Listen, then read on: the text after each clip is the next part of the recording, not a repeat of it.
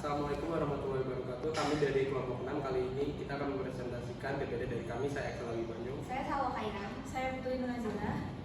Saya Marsadi Pramaswara. Saya Devi Astriani. Saya Sekar Mulinda. Pertama-tama saya akan menjelaskan tentang topik penelitian, yaitu peran Ki Ageng Pandanaran dalam penyebaran Islam di Jawa. Penyebaran Islam di Jawa berlangsung secara damai dan sangat dipengaruhi oleh tokoh-tokoh yang menggunakan pendekatan budaya. Salah satunya adalah Ki Ageng Pandanaran, tokoh penting yang berperan besar dalam Islamisasi Jawa Tengah, khususnya wilayah Semarang. Materi ini dipelajari penting karena memberikan gambaran bagaimana dakwah dilakukan dengan cara moderat, tidak memaksa, dan sangat menghargai budaya lokal.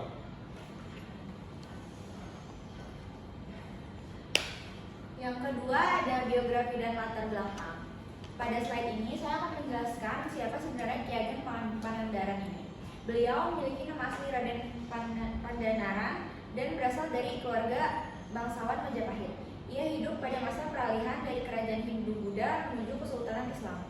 Sebagai bangsawan sekaligus ulama, beliau memiliki pengaruh besar di masyarakat. Islam dipelajari langsung dari para pedagang muslim di kawasan pesisir utara Jawa, yang pada masa itu menjadi pusat interaksi internasional. Kombinasi antara pengetahuan agama dan posisi sosialnya membuat Ki Ageng menjadi fitur kunci dalam proses penyebaran Islam.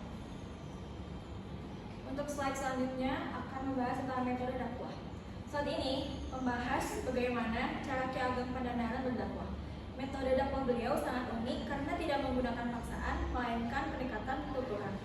Beliau mengajarkan Islam dengan menggabungkan bersama tradisi Jawa yang sudah dikenal masyarakat. Contohnya melalui seni seperti wayang dan gamelan, serta dialog yang terbuka dan ramah. Ki Ageng Pandanaran percaya bahwa dakwah harus dilakukan secara halus, memberi waktu bagi masyarakat untuk berpikir, bertanya, dan memahami. Pendekatan ini membuat Islam terima lebih mudah dan tanpa menimbulkan konflik. Lalu di slide 4 ada kontribusi terhadap Islam di Jawa Tengah. Pada slide ini kita dapat melihat kontribusi nyata di Ki Ageng Pandanaran dalam perkembangan Islam. Beliau membentuk komunitas muslim awal di daerah Semarang dan sekitarnya yang kemudian menjadi pusat perkembangan Islam. Selain itu, beliau mendirikan pesantren-pesantren awal untuk mendirikan pendidikan agama kepada masyarakat. Beliau juga memanfaatkan jalur perdagangan sebagai sarana dakwah karena perdagangan pada masa itu berperan penting dalam menyebarkan Islam. Secara sosial, beliau turut membantu transisi masyarakat dari kepercayaan Hindu sampai Buddha menuju Islam dengan cara yang damai dan bertahap. Relevansi warisan Ki Ageng Pandanaran. Slide kelima ini membahas mengapa warisan Ki Ageng Pandanaran masih penting hingga saat ini.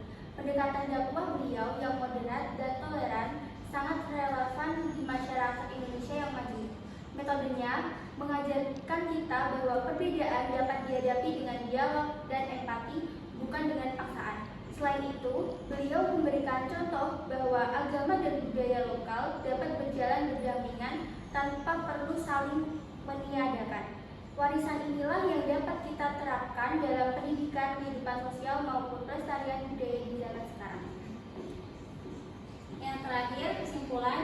Sebagai penutup, dapat disimpulkan bahwa Ki Ageng Pandanaran merupakan salah satu tokoh penting dalam proses Islamisasi Jawa Tengah. Dakwah beliau yang lembut dan berbasis budaya berhasil menciptakan perubahan sosial yang harmonis.